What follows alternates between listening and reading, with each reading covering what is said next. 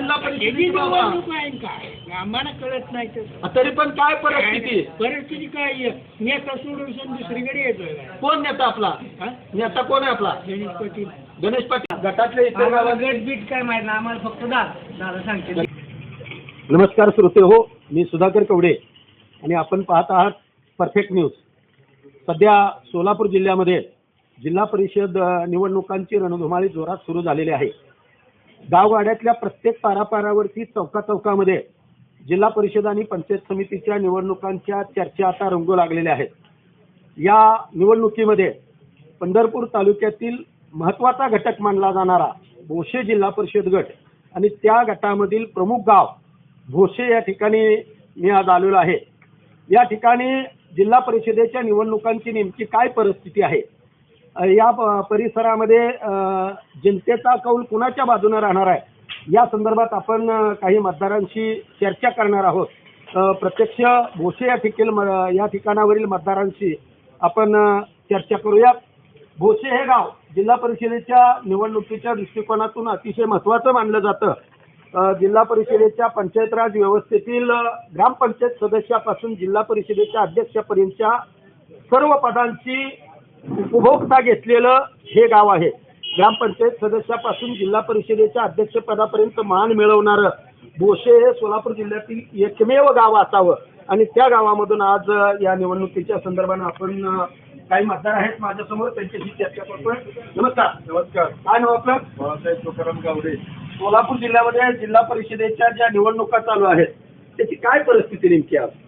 आता दिल्लीपासून गल्लीपासून कोण कुठे आहे काय मिळणार सगळी मिळून आहे ती. बर. त्यामुळे आमच्या नेत्याचा आदेश काय आणखीन आलेला नाही, गुलदस्त्यात आहे. त्यांचा आदेश आम्ही शिरसंवाद मारून काम करू. कुठला नेता आपला? गणेश पाटील. गणेश राजूबापू पाटील. हा. बरं बरं. त्यांच्या घरामध्ये उमेदवारी राहण्याची शक्यता वगैरे काय? 100% राहण्याची शक्यता आहे. आदरणीय बाजूंची आम्ही मागणी करणार आहे. कधी आहे ती बैठक वगैरे?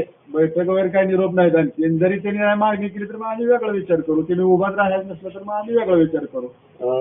गणेश पाटील यांच्या समर्थनार्थ या ठिकाणी काही ग्रामस्थ आहेत.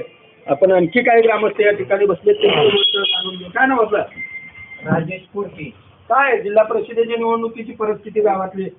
परिस्थिती गावातली सर्व तरुण पिढ्या जाणती माणसं गणेश पाटील यांच्या पूर्ण पाठीशी उभा आहे. बरं भाभीची आमची मान्य मागणी आहे. राजूबापूच्या पाठीमाच्या पत्नी जिल्हा परिषदेला उभा राहावं. सर्व भोसे गावांनी मिळून सहकारी भाभीला सहकार्य करावं, मतदान करावं हीच माझी विनंती आहे. गेले अनेक दिवस राजूबापूंच्या घरामध्ये जिल्हा परिषदेची सत्ता आहे. त्यांचे वडील यशवंतभाऊ पाटील, राजूबापू पाटील, त्यानंतर भाभीने सत्ता भोगलेल्या आहे. गणेश पाटील ग्राम त्यांच्याच घरासाठी कशासाठी पाहिजे सत्ता? भोसे गावाला संकष्ट कुठला आलं अडचणी त्यांच्यासारखी समिती गावाला करण्यासाठी कोणच पाटीलकी नाही म्हणून हिच्यासाठी पाटीलकी आहे म्हणून ही माझी विनंती आहे त्यांची परंपरा. ठीक आहे. आणखी काय मतदार या ठिकाणी? नमस्कार. काय नाव आपलं? काय परिस्थिती भोसेतली? दादा आहे माझं ठामपणी. गाव सगळं दादांच्या दादा माझं गाव ठामपणी आणि आणि झालं तर दादा. गटातल्या इतर गावात गट बीट काय माहित नाही आम्हाला फक्त दादा सांगते. गणेश पाटील यांची भूमिका ही आमच्यासाठी महत्वाची राहणार आहे असं या ठिकाणी काही जाणते ग्रामस्थ देखील आहेत. बाबा राम राम. अहो निवडणूक लागली जिल्हा परिषदेची निवडणूक आहे काय आम्हाला कळत नाही तर तरी पण काय परिस्थिती? परिस्थिती काय आहे? नेता सोडून दुसरीकडे येतोय काय? कोण नेता आपला? नेता कोण आहे आपला? गणेश पाटील. गणेश पाटील सांगतील तीच परिस्थिती. जाणती माणसं देखील गणेश पाटलांच्या बरोबर असल्याचं या ठिकाणी सांगतायत. आणखी काय ग्रामस्थ या ठिकाणी आहेत, त्यांची भूमिका काय? बाबा नमस्कार. जिल्हा परिषद या निवडणुकीत काय चालू आहे?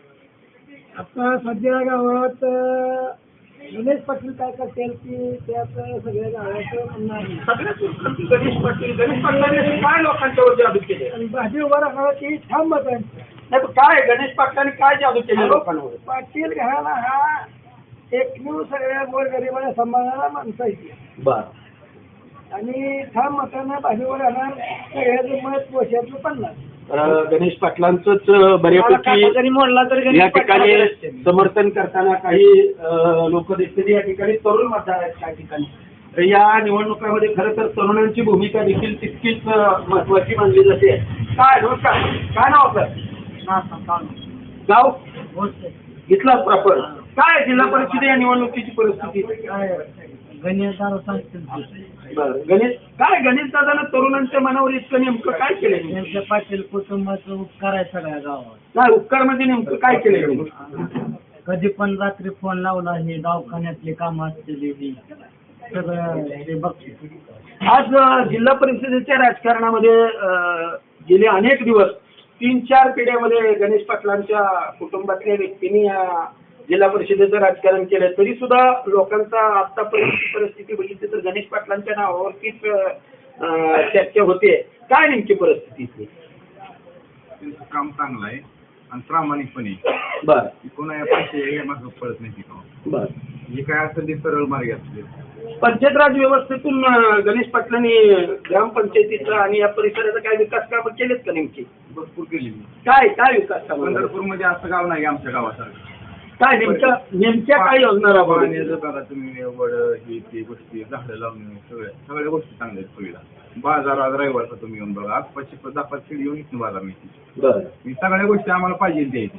विरोधकांच्याकडनं तर ग्रामपंचायतीमध्ये भ्रष्टाचार झाल्याचा काय लोकांच्याकडनं आरोप होतोय, इथं काम व्यवस्थित केलं जात नाही असं देखील काय लोक म्हणतात. काय नेमकी परिस्थिती?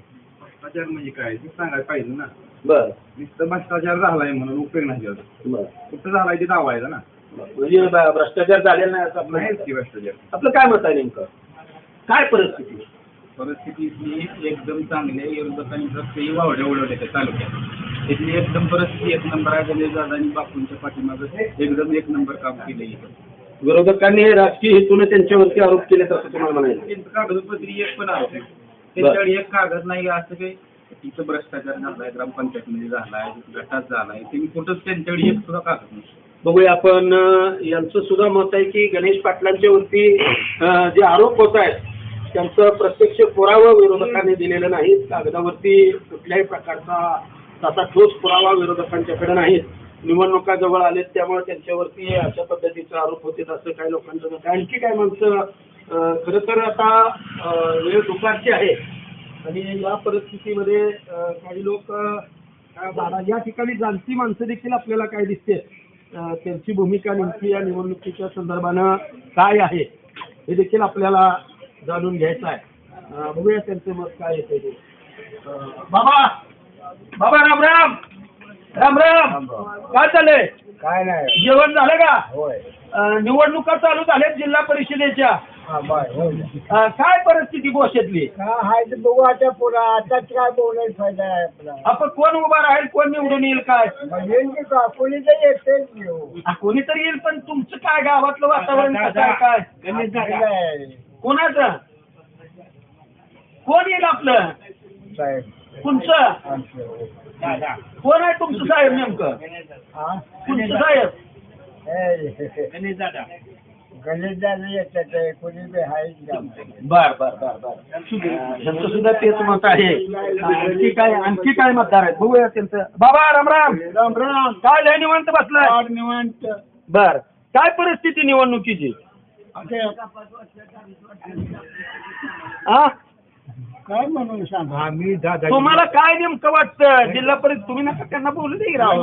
जिल्हा परिषदेची निवडणूक लागली आहे, काय होईल? गावातलं वातावरण कसं आहे? काय कोण उभं राहणार? दादा कोणचं दादा?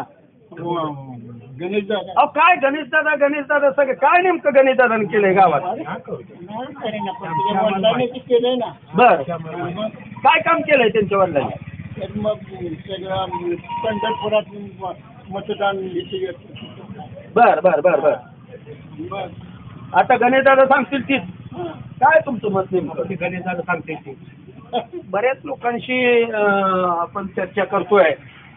तरुणांच्या पासून ते अगदी वयोवृद्ध माणसापर्यंत सगळ्यांची मतं जर जाणून घेतली तर या परिसराच्या विकासामध्ये राजेबापू पाटील असतील, यशवंतराव पाटील असतील यांचं योगदान आहे आणि त्यामुळे या निवडणुकीमध्ये देखील गणेश पाटलांची भूमिका महत्वाची राहील असं काही लोकांचं मत. हो बाबा राम राम राम राम.